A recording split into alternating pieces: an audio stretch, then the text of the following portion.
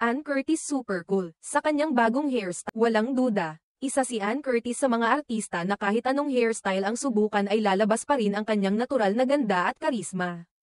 Isa siyang patunay na ang kagandahan ay hindi lang nakabase sa hitsura kundi sa kumpiyansa rin sa sarili. Kamakailan, pinatunayan ito ni Ann sa kanyang pinakabagong Instagram post na agad naging usap-usapan sa social media. Sa kanyang post noong nakaraang araw, ibinahagi ng aktres at TV host ang kanyang bagong gupit na tinatawag na wolf mullet, isang edgy at modernong hairstyle na kadalasang may layered cut at volume sa itaas, na unti-unting humahaba sa likuran. Bagamat kakaiba, bagay na bagay kay Ann ang istilong ito at binigyang buhay niya ito sa kanyang sariling estilo at lakas ng personalidad. Kalakip ng larawan ng kanyang transformation, isinulat niya ang caption, "Let the wolf out. Nudo as I reunite with legendary director Eric Maty for a very kick-ass project."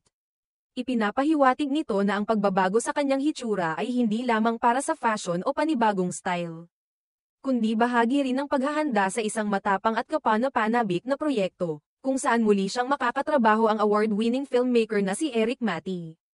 Para sa mga tagahanga ng parehong artista at direktor, ito ay isang nakakakilig na balita, isang pagbabalik-tambalan na inaasahang maghahatid ng dekalibreng palabas. Agad namang umani ng papuri ang bagong hairstyle ni Ann mula sa kanyang mga kaibigan sa industriya at sa kanyang mga fans. Iba't ibang komento ang bumaha sa kanyang post, mula sa mga celebrity na humanga sa kanyang tapang at bagong anyo, hanggang sa mga netizens na nagsabing na-inspire sila sa pagiging adventurous ni Ann sa pag-eeksperimento sa kanyang look. "Ang lakas ng aura mo dito, Ann. Bagay na bagay," sabi ng isang netizen.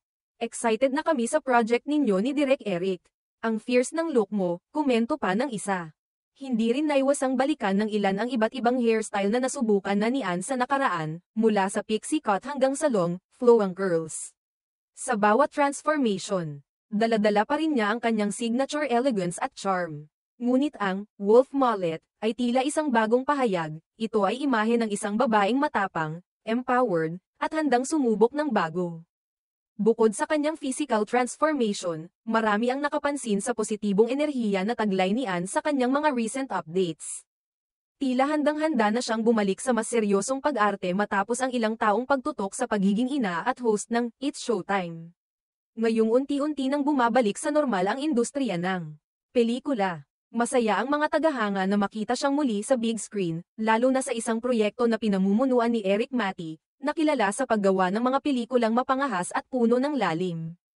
Sa panahon kung saan maraming artista ang mas pinipiling maglaro sa ligtas na espasyo ng mainstream entertainment, isa si Ann Curtis sa iilang nagpapakita ng tapang at versatility, hindi lamang sa pagpili ng roles kundi maging sa personal style at image niya bilang artista. Ang kanyang post ay hindi lamang patungkol sa hairstyle. Isa rin itong pahayag ng muling pag-usbong, isang pagbabalik na hindi tahimik, kundi puno ng sigasig, tapang, at estilo.